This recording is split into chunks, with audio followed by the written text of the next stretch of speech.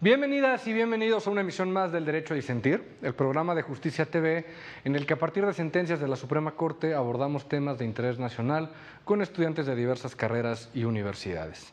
Hoy vamos a platicar sobre la controversia constitucional 91-2017, resuelta por el Pleno bajo la ponencia del ministro Jorge Mario Pardo Rebolledo. En este asunto se analizó si diversas disposiciones de la Ley de Movilidad Sustentable para el Estado de Colima vulneraban las atribuciones y competencias del municipio de Colima, al regular cuestiones relativas al servicio público de tránsito, y que es una materia que corresponde como tal a los municipios, de conformidad con el artículo 115 de la Constitución. Yo soy Alejandro Telles, gracias por sintonizarnos. Comenzamos.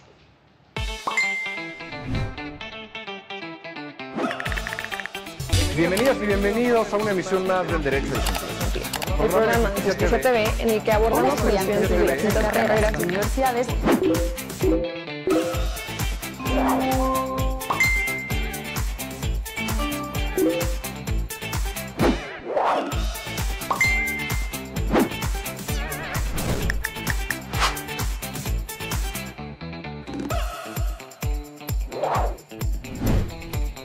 Como les comentaba, en este asunto el municipio de Colima señaló que derivado de la emisión de la Ley de Movilidad Sustentable para el Estado de Colima, los poderes legislativo y ejecutivo del Estado invadieron su esfera competencial, porque dicha ley contemplaba regulación en materia de tránsito, lo cual se encontraba expresamente reservada a los municipios. La Corte concluyó que los argumentos de la parte actora eran fundados en una parte e infundados por el resto, ya que si bien la mayor parte de esta ley no afectaba las competencias del municipio, existían disposiciones muy particulares que sí interferían con el adecuado ejercicio de las facultades municipales en materia de tránsito. Para platicar sobre este tema nos acompañan Rafael Contreras, de Derecho del ITAM, Gisaé Mendoza, de Ciencia Política de la UAM, Agustín Tepetate, de Derecho de la Universidad Autónoma del Estado de Hidalgo, Iván Reyes, de Planeación y Políticas Metropolitanas de la UAM, Marisol González, de Derecho de la UNAM, Jacqueline Antúnez, de Derecho de la UAM, y Daniela Sánchez, de Derecho del Instituto Tecnológico de Estudios Superiores de Occidente. Bienvenidas, bienvenidos, qué gusto tenerlos por acá. Creo que es una sentencia bastante relevante y sobre todo un tema que nos debería tener consternados, preocupados y a todos en el siglo XXI y en las condiciones actuales que estamos viviendo. Creo que muchas veces en el siglo XX partíamos de un entendimiento del derecho a la movilidad únicamente como al automóvil, ¿no? Y entendíamos el progreso en esta vertiente con la construcción de muchas más carreteras y servicios de ese tipo, ¿no? Y creo que últimamente el debate se ha desviado a entender que es toda una cadena que se tiene que seguir, sobre la cual se tiene que entender que tanto peatones como ciclistas, como transporte público, etcétera, etcétera, tienen que ser tomados con igual manera, con igual respeto. Sobre todo tomando en cuenta cuál es el porcentaje de población que en realidad se mueve en automóvil y cuál es el porcentaje que se mueve en otros tipos de aparatos, llamémosle así. Entonces, Irving, qué mejor que empezar contigo. Bienvenido a tu casa y a tu canal Justicia TV. A ver, platícame un poquito, ponme en contexto de qué va, cuál es el entorno que rodea a este asunto que vamos a discutir. Bueno, buenas tardes a todos, buenas noches, hola a todos los que nos siguen. Lo primero que me parece interesante es que pues, esta sentencia resulta controversial por dos cuestiones. La primera, porque enfrenta un problema de la organización de la propia administración pública, de la formación de nuestro Estado, que es el federalismo, ¿no? Hay un problema ahí en la delimitación de responsabilidades, hay una controversia de las responsabilidades de cada uno de los órdenes de gobierno, que me parece que es un tema que en la sentencia parece central, ¿no? La cuestión del federalismo, cómo se organizan las responsabilidades. Pero me parece que todavía con mayor importancia el debate debería estar precisamente en la cuestión de la movilidad, ¿no? Y es que derivado de esa falta de coordinación, de esas incoherencias institucionales, de esa falta de un buen entramado institucional, etcétera, etcétera, la movilidad queda relegada a las responsabilidades que los órdenes de gobierno y las instituciones tienen. Hoy en día México tiene un problema porque como lo explicas en la introducción, la movilidad es un paradigma que ha superado la cuestión del transporte público, que ha superado la cuestión de la infraestructura y que se aboca o se debería de abocar en la experiencia del usuario, en la experiencia del peatón, del ciclista, del usuario del transporte público, también del automovilista, de las personas que no pueden caminar, que tienen que usar silla de ruedas, etcétera, ¿no? Tiene que ver con muchas cuestiones la movilidad. Y en esta sentencia queda en un segundo plano la cuestión de la movilidad, por supuesto, por las propias, por la propia demanda que emite el Ayuntamiento de Colima, pero me parece que rescatar precisamente la cuestión de la movilidad es fundamental. Hoy en día también es importante decirlo, no hay una Secretaría de Movilidad a nivel federal. La movilidad, por derivada de las distintas áreas que toca, le competen a la Secretaría de Comunicaciones y Transportes, a SEDATU, incluso a la misma Secretaría de Gobernación, ¿no? En el caso de los derechos humanos, en el derecho a la ciudad. Eh, Llevamos 6 años, este año cumplimos 6 años con la ley general, la nueva ley general de asentamientos humanos, en donde se habla precisamente de esta cuestión del derecho a la ciudad, y la movilidad sigue sin ser una realidad para la mayoría de los ciudadanos. Y me parece que en un tercer punto que me gustaría subrayar en la introducción es ¿qué régimen democrático no debería de gozar de gobernabilidad? ¿No? Aquí Isaé nos podría hablar, ¿no?, de esta cuestión. Si no hablamos de gobernabilidad, no podemos hablar de la perfecta o de la buena actuación de nuestras instituciones para resolver los problemas públicos. Y la movilidad es un problema que enfrentan millones de ciudadanos todos los días, porque no solamente es la zona metropolitana del Valle de México la que enfrenta los grandes problemas de movilidad, ¿no?, de cuestiones de transporte público, de traslados, etcétera, de inseguridad. No, tiene que ver con todo el conjunto de 76 ciudades que tenemos en nuestro país, que enfrentan todos los días problemas de movilidad derivadas precisamente de esa falta de gobernabilidad. ¿Por qué? Porque la movilidad no está siendo entendida como una responsabilidad de coordinación entre los diferentes órdenes de gobierno. Me parece que con esta parte me gustaría empezar, ¿no?, el debate. La movilidad es una responsabilidad de todos los órdenes de gobierno, de todas las instituciones, pero hoy en día la movilidad es ingobernable, parece ser ingobernable. Y esta sentencia nos deja muy claro que la movilidad sigue siendo ingobernable.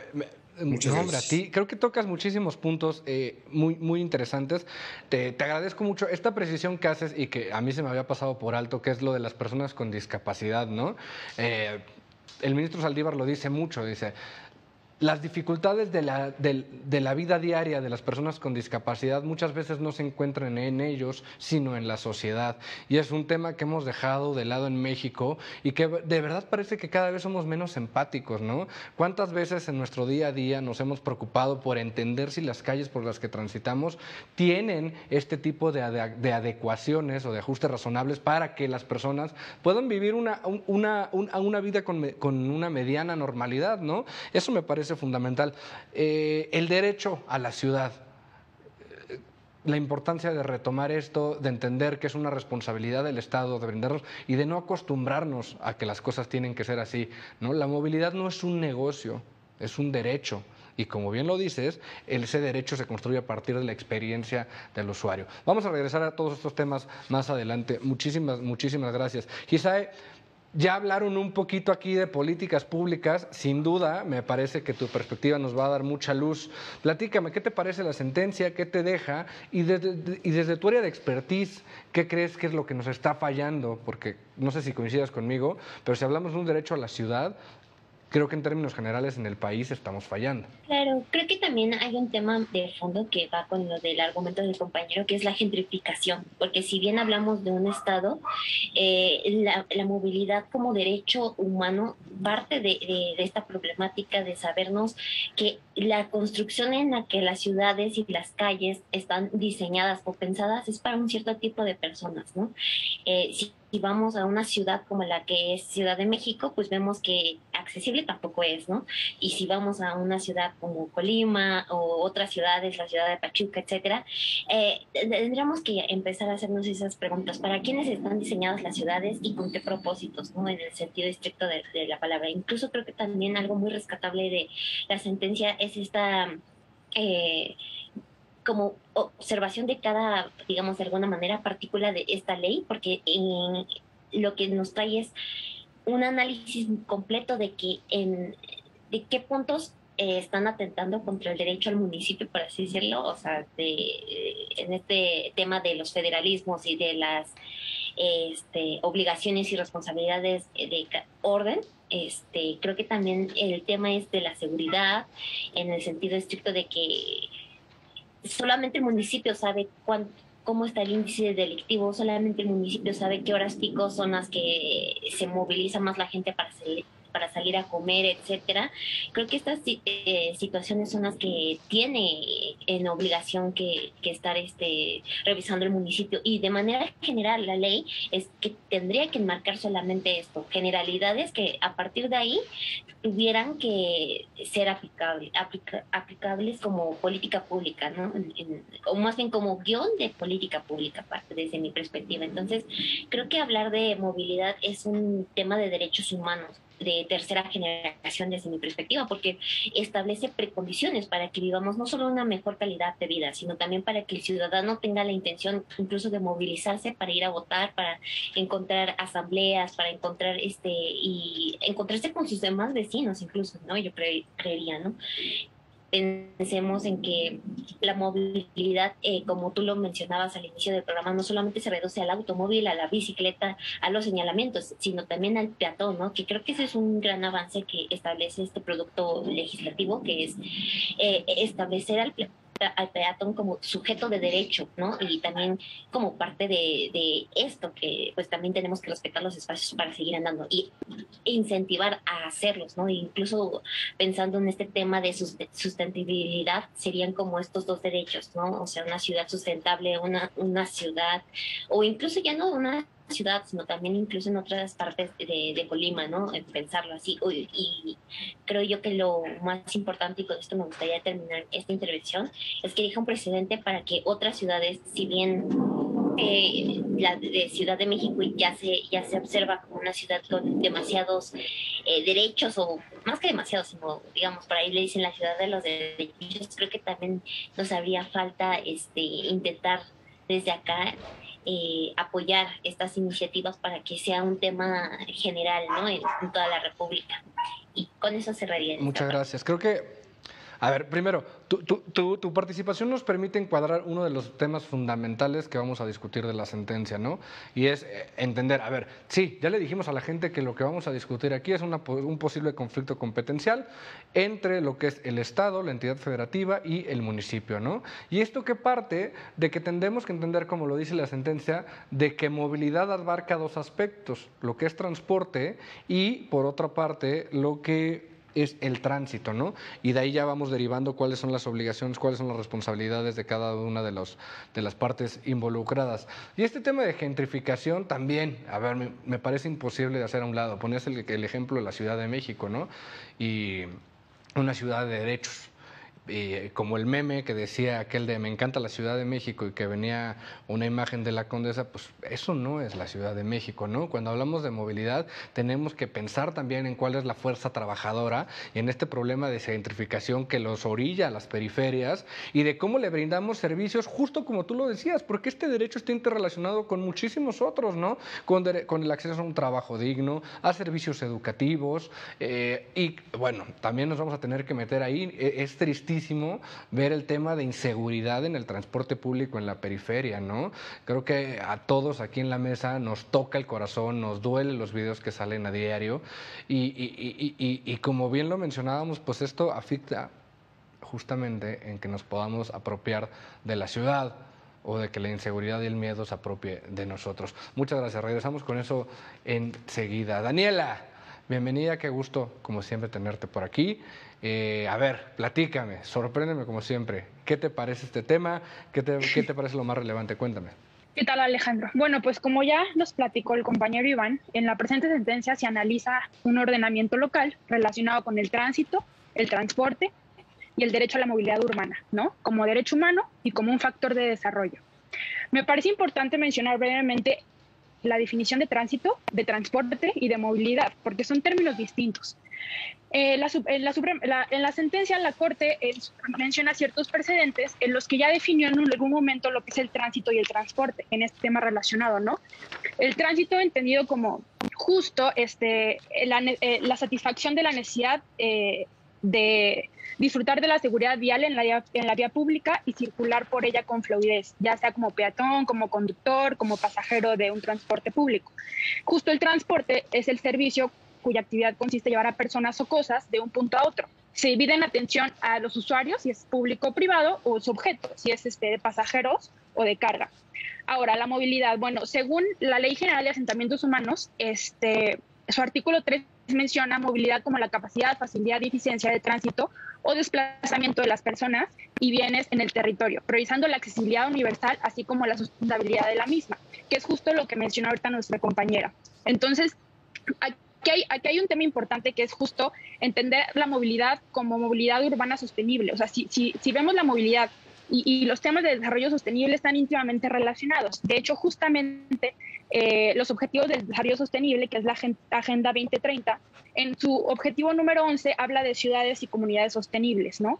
Y menciona cómo el mundo, o sea, a nivel global, no se diga aquí en nuestro país, pues la mayoría de la población está en las grandes ciudades, no hay un buen medio de transporte, o sea, hay una utilización así exagerada de los automóviles, pues no cabemos prácticamente, ¿no? Sabemos que por lo menos en México muchas de las ciudades no están planeadas, o sea, la verdad es que la población crece y pues donde van pudiendo ahí se acomoda uno y de ahí pues todos para el centro, lo que mencionaban ahorita, trabajar y justo esto, ¿no?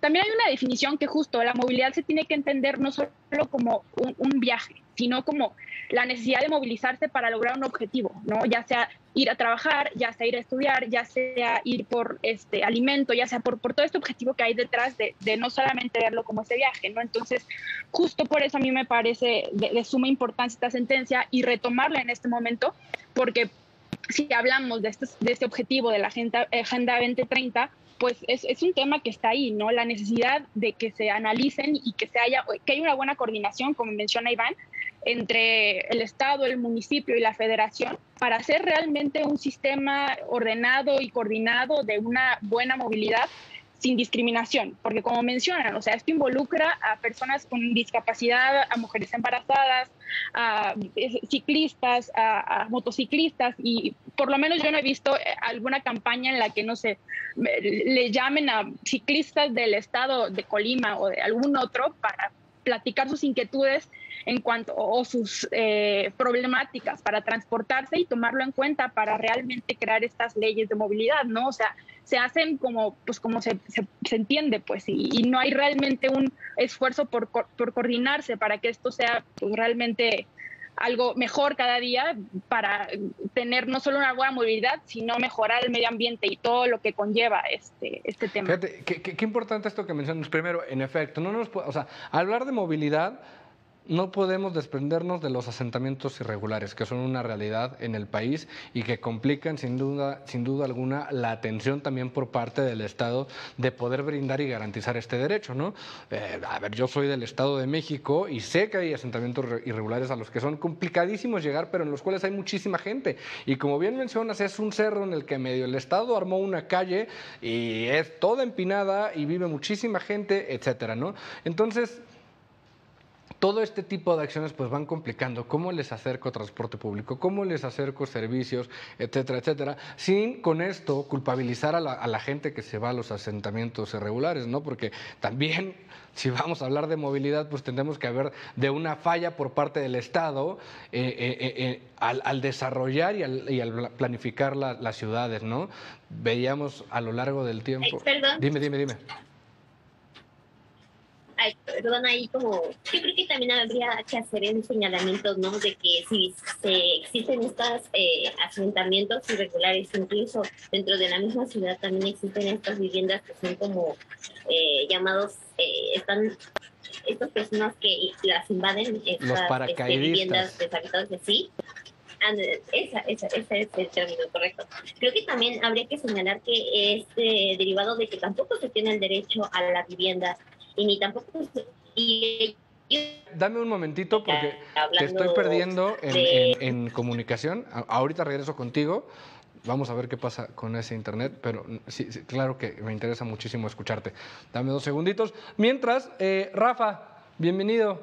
Creo que el debate está por sí mismo muy interesante. Entonces, de lo que vamos a ver, cuéntame, ¿cuál es tu opinión? Pues es bastante positiva y concuerdo con muchas de las ideas que ustedes ya han expuesto. Me parece que esta sentencia es emblemática no solamente porque reivindica los derechos de movilidad y demás derechos urbanísticos de las personas en los municipios, sino que también defiende la autonomía de los municipios, que eso ya lo había mencionado, creo que Isae. La autonomía de los municipios ha sido un tema que me apasiona mucho porque demuestra como el desarrollo democrático de nuestro país, la reforma de 1999, como la menciona la Suprema Corte, es emblemática porque por primera vez le da una autonomía legislativa a los municipios, y esto no se tiene que pasar de lado, porque los municipios muchas veces, por cuestiones de prejuicios sociales o prejuicios económicos, se deja de lado la decisión de los municipios y se prefiere que se decida en la legislatura estatal o el Congreso Federal, cuando nosotros vivimos en una federación, y en una federación se tiene que respetar las facultades, si bien las federales, las estatales, pero también las municipales. Y después de la reforma del 99 surgió una reforma, antes la reforma de 94, que le dio más armas a la controversia constitucional.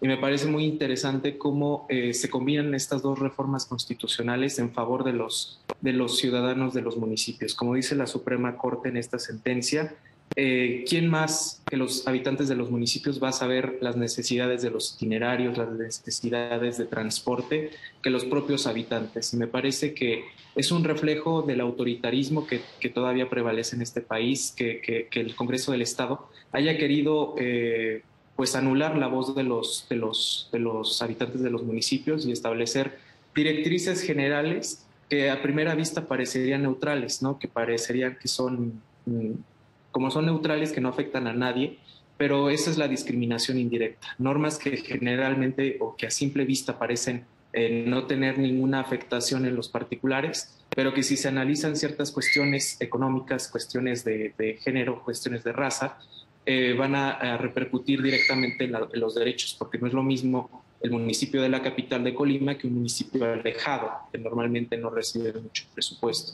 Entonces, por eso me parece muy, muy acertada esta resolución de la Suprema Corte. ¿Qué tema más interesante el debate centralismo, federalismo, entendiéndolo históricamente, cómo ha prevalecido, como los buenos de la historia, los federalistas, ¿no? Sin embargo, hay voces que seguramente en el debate público nos dirán sobre la falla en el otorgamiento de servicios a nivel municipal, ¿no? Y hay voces que ahora abogan por una centralización de los recursos en muchos aspectos, ¿no? En temas educativos, en temas de nóminas, en temas de justamente porque ha habido fallas gravísimas. Pero vamos a una pequeña pausa, porque este tema todavía da mucho por hablar y nos faltan todavía participantes que nos den su primera aportación. Vamos a una pausa y regresamos. Estamos de vuelta en el segundo bloque del derecho a disentir, platicando sobre el derecho a la movilidad y de las múltiples aristas que ya salieron a debate. Con la última participación de Rafa, abrimos un poquito también este debate, ¿no? de federalismo y centralismo. Voy a traer a colación mi queja ciudadana, porque les voy a platicar que en Toluca tuvimos un acabose justamente en el cierre de la administración anterior, porque los servicios de basura simplemente se les dijo: hermanos, hermanas, no hay dinero para pagarles, háganle como quieran, ¿no? Entonces la ciudad se paralizó en esos términos y todo lo que ello implicó tanto para los usuarios como para los trabajadores, ¿no? Y son fenómenos que han abierto la posibilidad de que haya voces donde digan: pues sí, tal vez tenemos que centralizar los recursos para tener un gasto mucho más eficiente, pero es cierto, como dice Rafa, quien conoce lo que necesita la ciudad son sus habitantes y su punto de contacto más directo con el gobierno, ¿no? Que debe ser el ayuntamiento, ¿no? Sin que perdamos de vista de que esto siempre implica recursos económicos y que muchas veces eso dirige la pelea, ¿no? Y la poca coordinación también. Vamos contigo, Marisol. Qué gusto tenerte por acá, bienvenida. A ver, platícame de este debate y de todo lo que vamos abordando. ¿Qué te parece? ¿Cuál es tu opinión de la sentencia? Cuéntame. Hola, muchas gracias por la invitación. Bueno, yo concuerdo con mis compañeros que en efecto el derecho a la movilidad es muy importante, que también va vinculado con el derecho al tránsito. Sin embargo, en esta sentencia creo que también deja ver un trasfondo muy importante y como lo mencionaba Rafael, creo que los municipios están siendo relegados, o sea, tenemos 2.471 municipios y de esos pues están haciendo un cero a la izquierda, ¿no? Entonces, justamente aquí lo que la sentencia dice es que los congresos locales se deben delimitar, establecer las bases generales con la finalidad de que estos municipios puedan definir normativamente sus cuestiones. Entonces, creo que eso es algo importantísimo, porque ahorita lo vemos en materia de tránsito, ¿no? Y todo esto de movilidad, transporte. Sin embargo, también hay otras materias que importan muchísimo. Por ejemplo, un ejemplo es en el municipio de San Nicolás de la Garza, en donde donde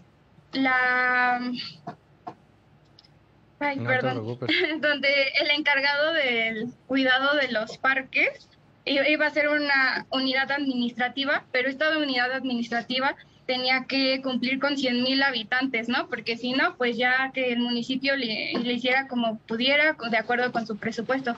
Entonces creo que es muy importante que se atienda esta cuestión de los municipios, que se les empiece a visibilizar, porque también otra cuestión, ¿qué pasa con estos municipios que no tienen la capacidad para interponer una controversia constitucional? Por ejemplo, los pueblos indígenas, ¿no? Que el síndico apenas si puede tal vez leer y escribir, entonces eso también es un gran problema. Ok, qué interesante y bien. Veo que te decantas entonces por el fortalecimiento de los municipios. Creo que tocas un punto fundamental. Para poner la contraparte, pues yo diría, a ver, ¿cómo coordinamos el tema de movilidad? Por ejemplo, en el Estado de México, ¿no? Que son más de 120 municipios. Ahí es donde creo que valdría la pena poner en la mesa la pregunta, al menos. Probablemente tú tienes la razón y yo no. Jacqueline, qué gusto tenerte por acá. Bienvenida al Derecho a Disentir. Platícame, cuéntame qué te parece este tema. Sí, pues me parece muy importante y me parece que han tocado temas muy relevantes. Y sin embargo, esta sentencia me parece una lucha entre competencias municipales y estatales. En lo que dijo la compañera Marisol, me parece igual muy importante. Y también el compañero Rafael señaló que la reforma de 1999, la cual fue un parteaguas para los municipios, al reformarse el artículo 115 constitucional, esto viene a reivindicar y fortalecer al municipio, porque antes no se le consideraba al municipio como un nivel de gobierno, y al considerarse nivel de gobierno, pues lo fortalece. Escuché un comentario que incluso decía que empodera al municipio. Me parece que esta es una forma sencilla de entenderlo, que empodera al municipio, y me parece que tenemos muy claro el ámbito estatal, el ámbito federal, pero el ámbito municipal muchas veces no lo entendemos, no lo comprendemos, y esto viene como a que se entienda un poco más cuáles son las atribuciones del municipio, cuáles son, pues sí, su competencia.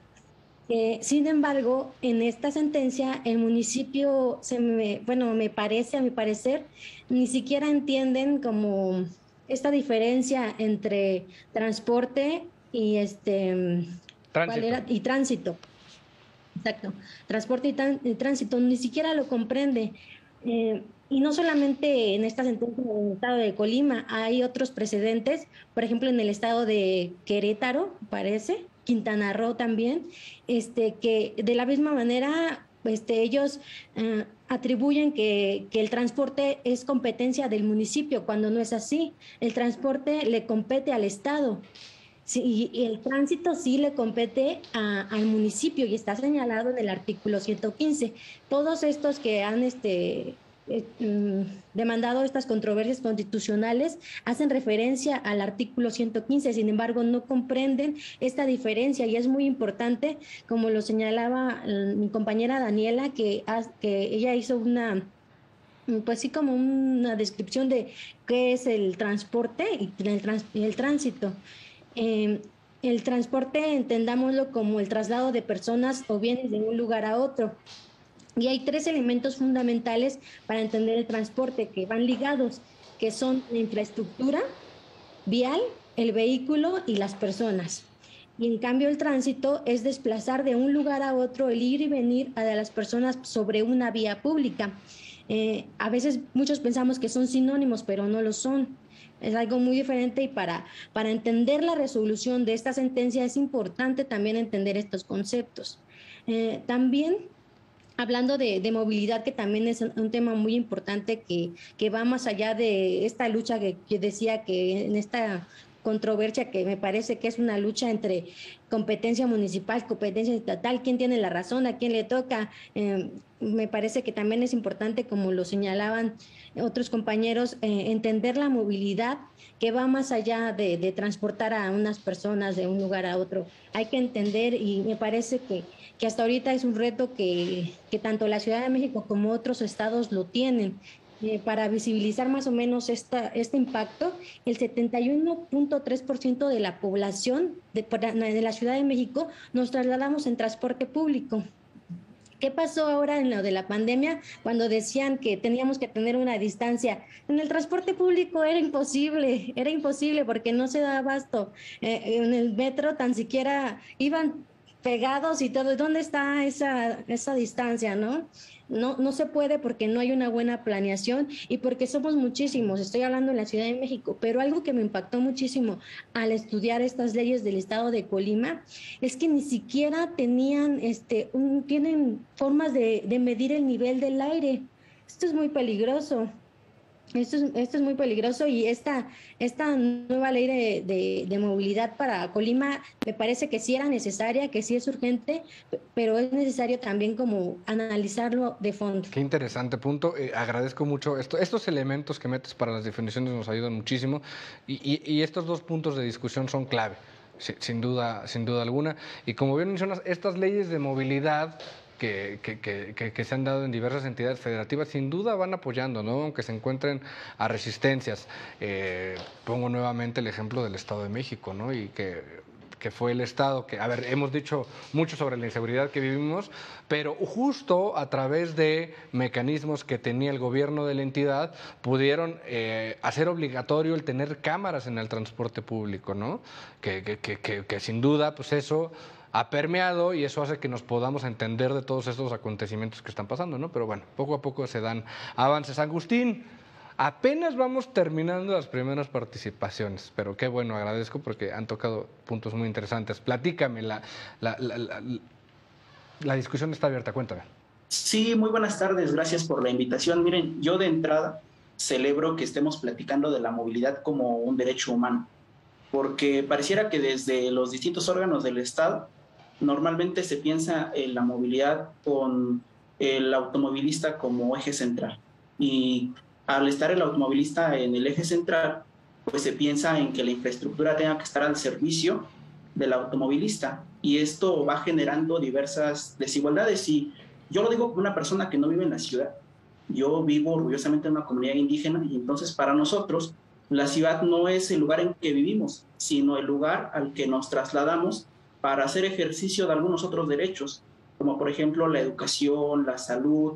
Y es entonces cuando se vuelve importante entender la movilidad como algo integral, algo que pueda garantizar el acceso a esos distintos derechos por parte de todas las personas, ¿no? Hablando ya un poquito de la sentencia, pues yo celebro mucho la resolución de esta controversia constitucional, en el sentido de que yo lo veo como un instrumento para lograr o avanzar en el funcionamiento armónico de todos los órganos del Estado. ¿Por qué? Porque si bien hay esferas de competencia que no se pueden violar en el caso de los municipios, yo creo que la movilidad, al ser un tema tan complejo y tan amplio en muchos sentidos, pues que requiere de todos los órganos del Estado, ¿no? Y es a través de una convivencia armónica, de un respeto a todas las esferas de competencia, que se puede lograr avanzar en este tema que pues ya quedamos que es muy importante, ¿no? Entonces, pues, de entrada, esa es mi opinión. Yo de la sentencia también celebro el que se esté protegiendo la soberanía en el caso de los municipios, porque pues hay cuestiones de dinámica social que únicamente los municipios entienden. En el caso de mi municipio, por ejemplo, que es un municipio indígena, pues hay toda una serie de cuestiones que solo desde el ayuntamiento, que es el más cercano a nuestras comunidades, se pueden entender, se pueden interpretar.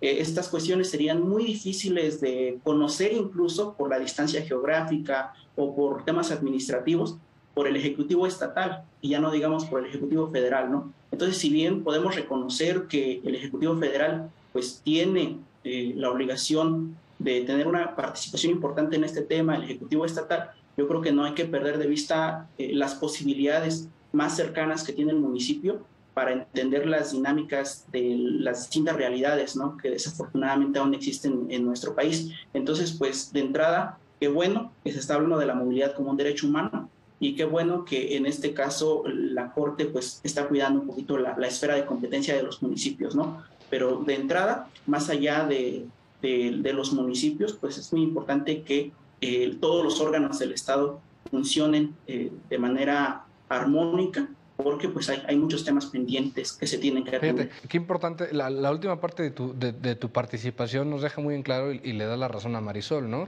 En este sentido de cuando pones tu caso concreto dices, pues a ver, yo quien necesito y que quien me escuche es el municipio, ¿no? Y es el primero que puede tener este entendimiento, municipio o autoridad local, de lo que se necesita y de lo que se requiere. Claro, si aterrizamos todos estos casos de las comunidades como la que nos comparten Aquí Vives, pues es muy complicado que un Estado se pueda ocupar de una a una con el detenimiento que merece, ¿no? Daniela, desde hace rato vi que querías decir algo, platícanos. Ah, no, entonces disculpa, vi que... Yo sí quisiera tomar la palabra porque me parece interesante la última parte. Parece que todos estamos preocupados hasta cierto punto por la cuestión del municipio y es válido, ¿no? Al final llevamos 23 años después de la reforma, el municipio parece ir caminando, también tiene que ver, me parece que es importante también la cuestión de la alternancia en el poder, ¿no? de los partidos políticos en el poder, que eso ha también empoderado de buena forma a los municipios, ¿no? Sobre todo en este juego de pesos y contrapesos que ha permitido, por ejemplo, a los municipios que son contrarios al partido político en el poder del Estado, hacer un frente, ¿no? O hacer que sus facultades se hagan valer. No tengo claro si en ese momento Colima era municipio gobernado por un partido distinto al del Estado, pero me parecería interesante sobre todo resaltar, ¿no? Porque muchas de esas controversias pasan por eso. Y ahí me quiero detener yo. ¿Por qué nos preocupa, y no es que no sea importante, por qué nos preocupa la cuestión del municipio entendida desde el ámbito de esta controversia y no desde la otra perspectiva que es, ¿y qué pasa cuando el municipio ocupa precisamente el conocimiento que tiene de sus ciudadanos para generar clientelismo político hacia otros poderes, hacia otros órdenes de gobierno? ¿Por qué se ocupan recursos desde de la federación en el municipio para el clientelismo? Porque les voy a poner un caso, el programa de mejoramiento urbano que tiene 2 años, ¿no? Después de la desaparición de los fideicomisos como el Fondo Metropolitano, ha servido en buena parte, y por experiencia personal se los digo, en Nicolás Romero, en el Estado de México, se ha buscado para los municipios que gobierna el partido político en el poder, en los municipios que coinciden con ese partido político. Entonces, ahí hay otra cuestión, ¿no? Los municipios no son solamente víctimas, sino también victimarios al momento de que entran en ese juego de clientelismo. Esa es una parte. La segunda parte que quisiera resaltar es la pregunta que hace, me parece que Isaías, sobre la cuestión de quién construye la ciudad.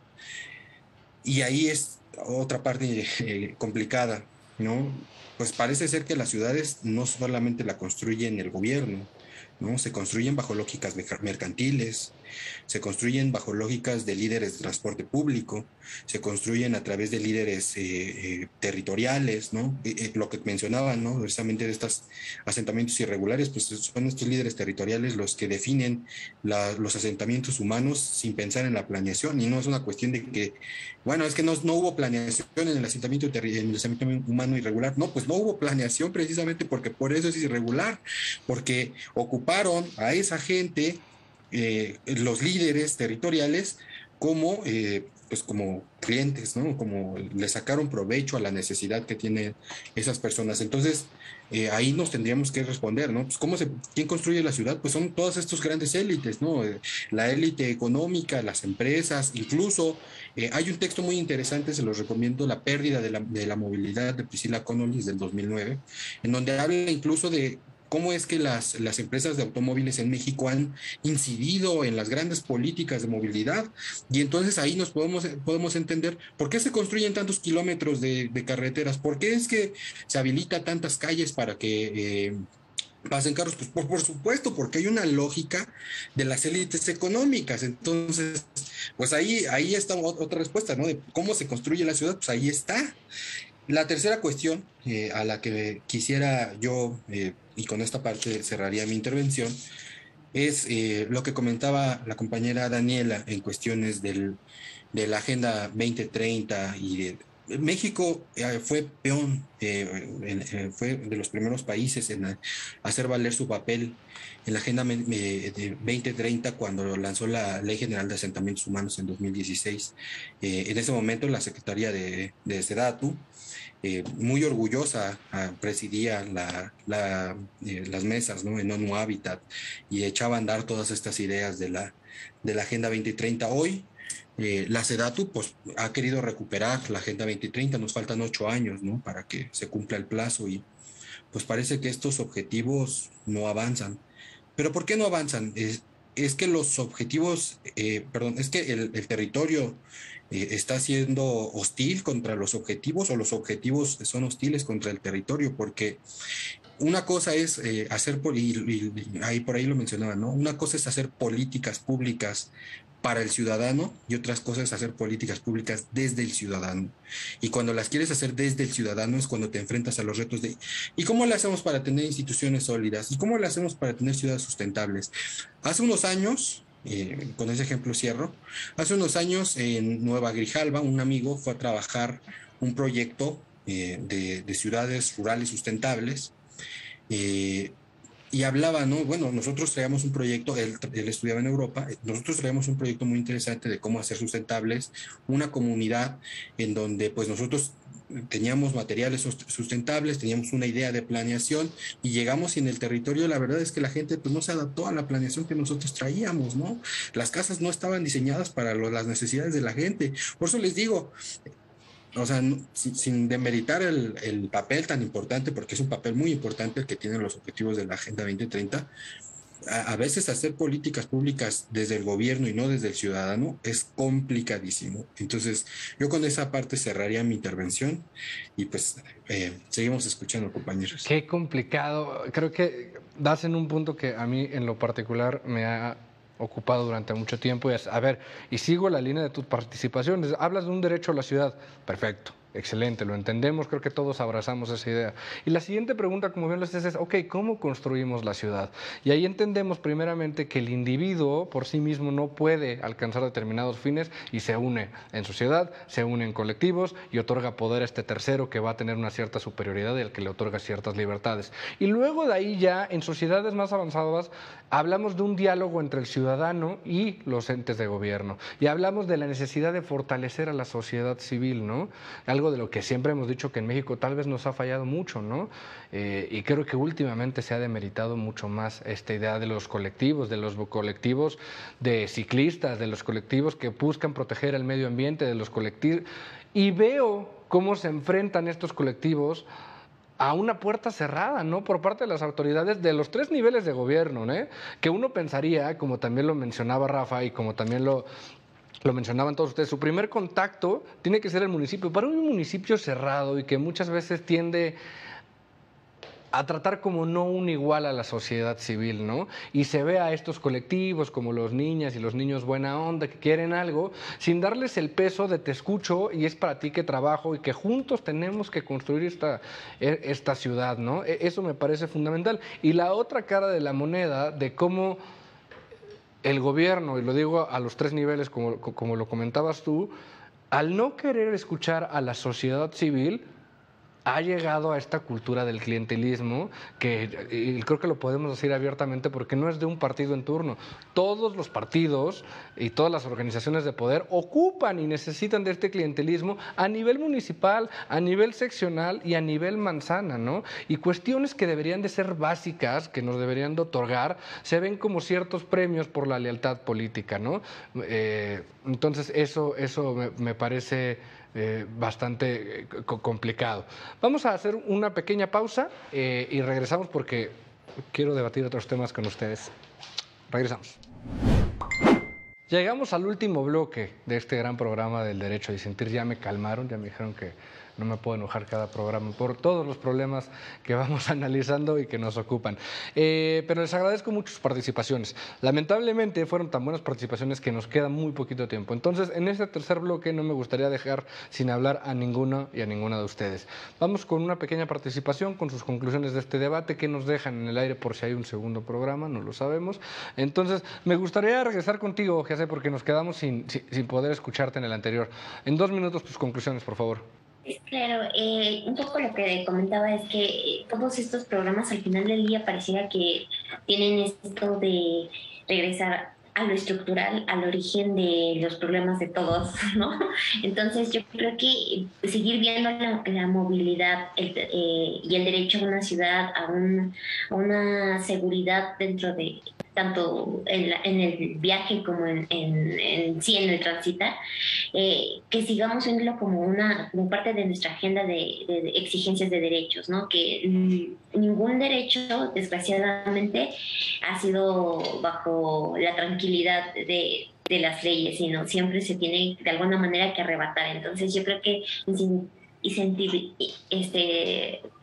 daría eso como mi conclusión, como esta manera de abordar el problema como una exigencia de derechos para que sea una precondición para una democracia, esperemos, de mejor calidad. Oye, y ya no escuché lo que tú opinabas. En este debate, entre un mayor centralismo para eficiencia o dejar y fortalecer al municipio, ¿con qué te quedas? Yo creo que es un tema difícil y complicado porque digamos que las condiciones que tiene el municipio para atender los problemas de inmediato deberían idealmente ser las que tengan que ser más fortalecidas, porque es como lo comentaban en segmentos anteriores, es digamos el primer encuentro que tiene el ciudadano para resolver tanto el tema de seguridad, tanto el tema como de cualquier problema, ¿no? del día a día. Entonces creo que el tema sí es echarle tanto a la transparencia de cuentas, al estar pendiente, pero también desde acá, desde quien tenemos esta información, exigirles esto, ¿no? Porque muchas de las veces el tema de la información y rendición de cuentas, pues no es que no le interese al ciudadano, sino que tiene otros temas pendientes, digamos la sobrevivencia, claro, como para estar, y no porque digamos diseñar este tema de transparencia y de que nosotros tengamos que ir a buscar esa información, sino que a veces no es que alcanza la vida, el tiempo entre largos viajes. Tienes toda la razón. La persona tiene que ocuparse primero de sus necesidades básicas para poder después dialogar de otro tipo de derechos. Muchísimas gracias. Agustín, tus conclusiones, por favor. Gracias. Sí, pues bueno, yo creo que una de las conclusiones importantes y que yo creo que hasta previsible era esta cuestión de que la mayoría de los asentamientos urbanos son hostiles para con la persona con discapacidad, para con el ciclista, para con el peatón, pero vale la pena preguntarnos cómo llegamos a este punto, ¿no? Yo creo que uno de los principales factores es cómo se diseña la política pública, con la ausencia de la opinión del ciudadano, ¿no? Que es al final a quien le preocupa y le afectan directamente estas cuestiones. Yo preguntaría, ahora que hablábamos del municipio, ¿cuántas sesiones de cabildo en que se abordan estos temas han estado abiertas a los ciclistas, a los peatones de cada uno de los municipios, ¿no? O cómo cada que se legisla en algún estado, pues los congresos locales han estado cerrados, ¿no? A la participación de la sociedad civil, a la participación de las personas con discapacidad, por ejemplo, que suelen ser los más afectados a la hora de moverse en las ciudades, ¿no? Entonces, pues, en conclusión, yo diría que una de las herramientas que nos podría permitir a nosotros transitar hacia una movilidad como derecho humano que realmente sea efectivo, pues es una mayor democracia participativa en cada uno de los órganos del Estado y sobre todo pues que se nos incluya en la construcción de las políticas públicas que finalmente nos van a afectar o nos van a beneficiar a todas y todos en el futuro. Muchísimas gracias, coincido plenamente. Daniela, regálame tus conclusiones, porfa. Bueno, a mí me gustaría dejar un tema sobre la mesa que está muy relacionado con la movilidad, que es justamente, bueno, el objetivo 11.2 del desarrollo sostenible de la Agenda 2030 es justo proporcionar acceso a sistemas de transporte seguros, asequibles, accesibles y sostenibles para todos y mejorar la seguridad vial para personas como mujeres, niños, discapacidad, personas adultos mayores, etc. Pero aquí hay un tema importante que ha estado a lo largo del tiempo en nuestro país y es muy lamentable, y es el tema de la inseguridad para las mujeres. O sea, la inseguridad al moverse, a ir a sus trabajos, a ir a la escuela, si quieren ir a cenar, a una fiesta. O sea, es un problema que si piden un Uber, es un problema que si toman el transporte público, es un problema si cierto horario de la mañana o de la tarde, si es oscuro, si hay a veces acoso en el transporte público. O sea, todo eso, ¿no? Es un tema de inseguridad en la manera y en la movilidad de todas las mujeres que vivimos en este país. Entonces creo que es un tema que debería estar en la agenda y que debería de estar pues entre las prioridades, y sobre todo hacerlo, como mencionan los compañeros Iván y Agustín, pues en coordinación, ¿no? de todos los niveles de gobierno para lograr un derecho a la movilidad de las mujeres pues seguro, ir a sus casas de manera segura, a sus trabajos, a sus escuelas, y que no sucedan todas estas cosas que suceden a diario. Ese es el punto central, sin duda alguna, y es en lo que más hemos fallado. Ya les quitamos las calles porque no pueden caminar seguras, ya les quitamos el transporte público porque están expuestas al acoso, y ya les quitamos también los transportes privados, ¿no? Porque ya tampoco es seguro que puedan tomar un Uber, ya no es seguro que puedan salir un Didi. Y parece que así como vamos diciendo, ocupamos del problema, parece que la solución es cada vez encasillarlas más al hogar, lo cual parece ridículo, parece estúpido y parece el mayor retroceso que como sociedad hemos tenido a lo largo del tiempo. Muchísimas gracias. Rafa, platícame tus conclusiones. Pues ya lo había comentado, me parece que esta es una sentencia que reivindica un cierto alejamiento, un olvido de los municipios. Yo creo que el tema de los municipios es una de las mayores paradojas de México, porque si vemos la historia de México, los reyes de España, cuando mandaron a los conquistadores, dispusieron que se empezara a constituir este nuevo mundo con base en pequeñas poblaciones que posteriormente se llamarían municipios. México se formó a base de municipios, pero aún así siempre desde su inicio, desde colonias, se han dejado olvidados. Y este tipo de sentencias, las reformas constitucionales que mencionamos, no surgen de la nada, surgen de conflictos, surgen de batallas históricas, de peleas de diferentes comunidades, incluso indígenas. Hay que también incorporar la reforma de 2001 en materia de jurisdicción indígena. Y me parece que todo este bloque de derechos y de competencias de los municipios es bastante sano y es bastante enriquecedor para nuestro federalismo. Nuestro federalismo apenas está, digamos, naciendo en democracia, porque ya existía formalmente, pero el régimen autoritario del PRI simplemente era una autoridad centralista, ¿no? Y retomando el tema que tú dijiste, yo estoy totalmente a favor de la descentralización. Yo creo que estas decisiones tienen que ser tomadas en cabildo abierto, con los pobladores, y tomar una decisión ya en democracia directa, ¿no? En mayoría de votos. No hay que tener formalismos ni hay que tener instituciones que callen a los ciudadanos, sino al contrario. Es un tema que da para muchos programas más y que estaré encantado de poder participar en ellos. Y muchas gracias. Jacqueline, vamos contigo. Sí, bueno, pues me parece que cada uno de los niveles de gobierno tiene de alguna manera competencia en el tema de movilidad, por lo que yo pienso que es necesario establecer buenas bases generales entre municipio, estado y federación para así lograr una homogeneidad en las regulaciones de la movilidad. Eso es un tema, bueno, es uno de los puntos que me parece importante. Y hablando también justo de este tema de la movilidad, me parece que tenemos mucha población que vive en el Estado de México, pero de forma ficticia, porque tienen que resuelve todas sus necesidades en la ciudad, por lo que es necesario actuar en qué está pasando, por qué no hay trabajo en la más cercano, ¿no? Y también, ¿qué pasa? Que también hay que checar el encarecimiento de la vivienda en el centro de la Ciudad de México, porque es imposible comprar departamentos, casas en la Ciudad de México, por lo cual la gente se va alejando, se va a los estados, a Iztapaluca, más lejos, por lo cual esto provoca también viajes cada vez más largos entre distancia y tiempo, y hay que checar todo esto. Porque nosotros vemos muchos coches en la Ciudad de México, pero solamente el 25% o menos son los que lo utilizan, porque el 78% de la población utilizamos el transporte público, por lo que hay que checar eso. Hay que ocuparnos de ese tema.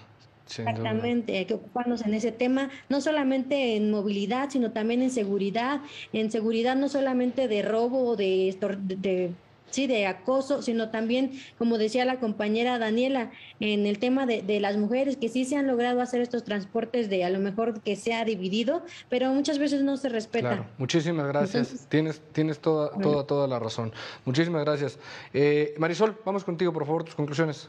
Sí, claro, retomando lo que dijo Rafael, pues estamos viendo que los estados no están respetando a la Constitución, ¿no? Que es nuestra máxima, y pues tampoco a los municipios, porque pues como bien lo decía la sentencia, no se trata de ver quiénes tienen más facultades o las más importantes, sino cuáles son las que les da la Carta Magna. Entonces, pues tenemos que trabajar en que se respeten las competencias y las facultades, y pues además de eso, si no se respetan, pues que también haya consecuencias, ¿no? Porque como ya lo mencionabas, pues en Toluca simplemente está el expresidente municipal, pues ¿qué hizo? Desvió fondos y no respetó pues todo lo que son sus facultades, hizo mal uso de ellas. Entonces pues sí, hay que trabajar en eso. Muchísimas gracias. Irving, cerramos contigo. Bueno, primero me gustaría unirme a la idea de Rafael sobre la cuestión de la descentralización. Me parece que es un tema súper importante que debe de estar en la agenda de una reforma de Estado mucho más estructural. Y también me sumo a la queja y a la denuncia de Daniela, ¿no? Sobre todo con los acontecimientos que hemos vivido los últimos días, y que me parece son de suma relevancia y que deben de estar al centro de la agenda.